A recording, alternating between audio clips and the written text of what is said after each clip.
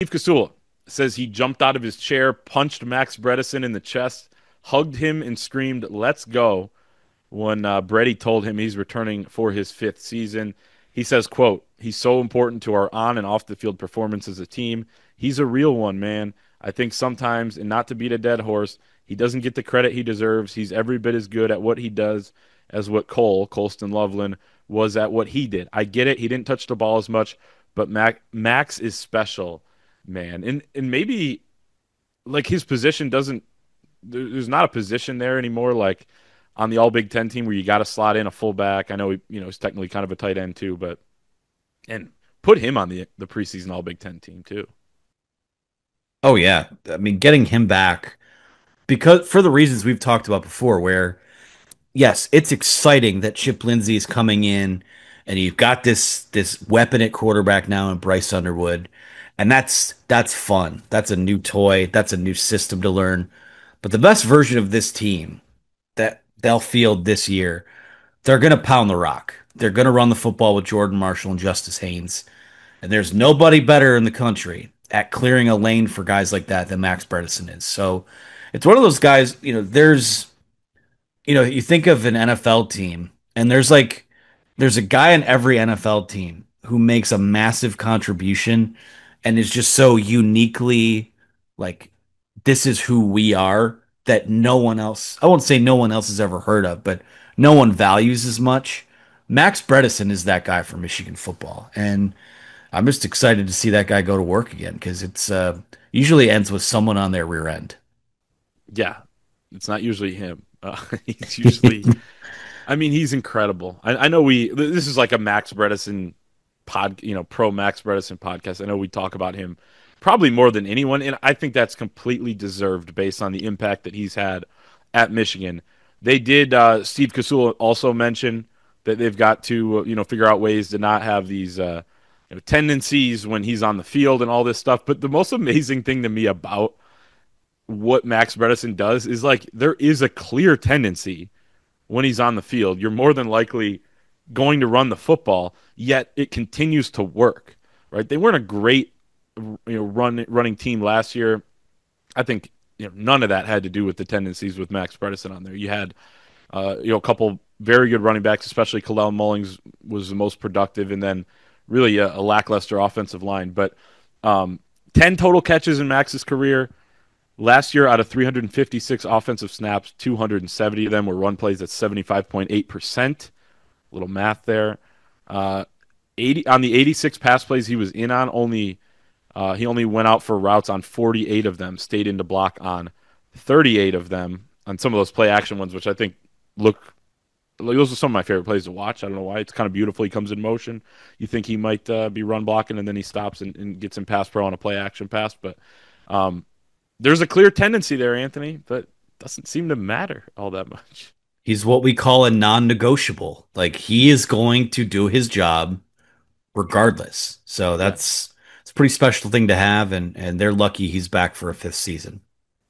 Marlon Klein. I know he's coming off a bowl game performance that look, Michigan completed 11 passes in that game, right? There weren't many targets to go around, but Marlon Klein was dominant in the run game in that game. Steve Casula said, and he said over those 15 bowl practices, what he saw from Marlon Klein and Hogan Hansen was that they started to get closer and closer to the standard of what a tight end is at Michigan. He said right now that standard is Colston Loveland, but he said it's harder to convince them they have to be at that level on a daily basis when Loveland's around, when they know that he can just get subbed into any game. But once he's gone, and back in December, right, he left to go prepare for the NFL draft.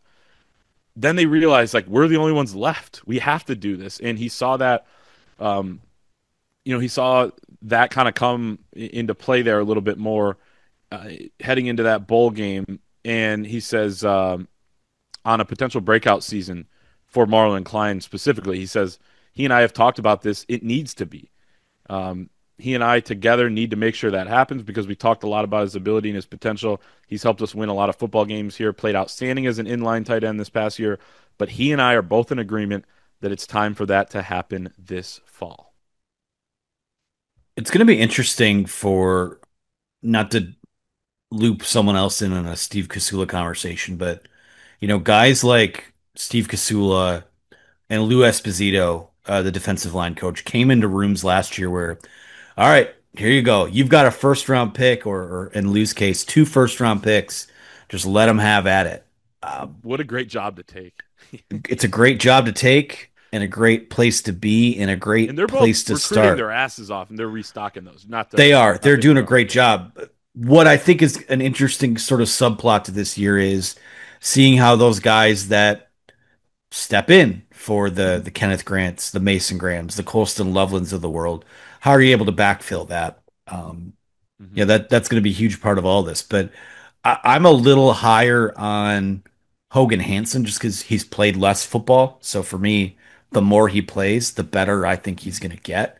Um, but Marlon Klein is still relatively new to all this too. So I, I think the quarterback position in general, just by virtue of having one, is going to be big news for those guys because I think even more so than the wide receivers, they're going to kind of be a safety blanket here. So much is needed from them, but I think they've got a good quality position coach, and I think they've got a lot of talent as well.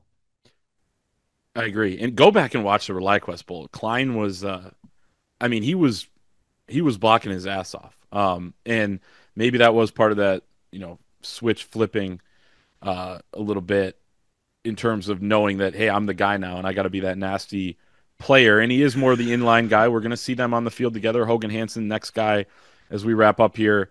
Um, he says the next step is to refine his detail and technique. He said when you play as a freshman, all the good you do is celebrated, and any mistakes are chalked up to being a freshman. Oh, he's just a freshman. He said it's not the case anymore. Life's a little different when you're dealing with Derek Moore or TJ Guy or running routes on Ernest Hausman all day in practice. So that's been an adjustment for him. He said he's really talented. He's really physically gifted. But now, detail, playing with great detail, not everything is like, oh, the ball just found him. No, man, going and winning every route, getting open, and continuing to get better through detail. End quote. That's essentially his job now. They challenged him in the spring, he said, and I know he's banged up at the end, missed the spring game. I don't think it was anything serious, but he's going to have a huge role, and he's got to adjust to life in the limelight a little bit more, and I think he'll do just fine. I think so too. You could tell early on in a lot of these guys' careers if they have it, just in terms of, okay, this guy can play. And while it wasn't quite to the Colston Loveland freshman season levels, you saw Hogan Hansen out there and you're like, he looks the part and he looks pretty comfortable. And I think he was only a 3-star guy coming out of high school as well. So excited about him. I do think there's a good chance that by the end of the year, he is their tight end one. Um, and it's going to be exciting to see how young guys like that grow as Bryce Underwood grows. So I'm very, very intrigued by this tight end room because there's a couple guys in there that I think are on the up and up as well. No doubt. And yeah, that Arkansas State game, right? Colston Loveland gets hurt. That forced him to not play the next week against USC. But Hogan Hansen was the guy they called on. And remember, they called that pass play for him from Alex Orji, and it was a touchdown. And that was his first career touchdown in what, game three? So Hmm. they clearly saw something in him through the offseason, fall camp, early on in the year that, hey, if someone goes down, like he's going to be the next guy in alongside Marlon Klein. Um, worth mentioning as we end it here, you had Zach Marshall, also played key snaps last year at different times with a broken hand, 7, 8 games with a broken hand. Steve Casula said he played 33 snaps. Remember, he was in on that game-winning touchdown against USC. And then Jalen Hoffman had the big spring. They let him play more tight end, a little less of the H-back, fullback position because they felt like he can expand his game. And he showed out in the spring game, had 178 yards, a touchdown, something like that. So tight end room strong. It's deep. A lot of guys that have played snaps, whether it's 33 like Marshall or 418 last year like Marlon Klein.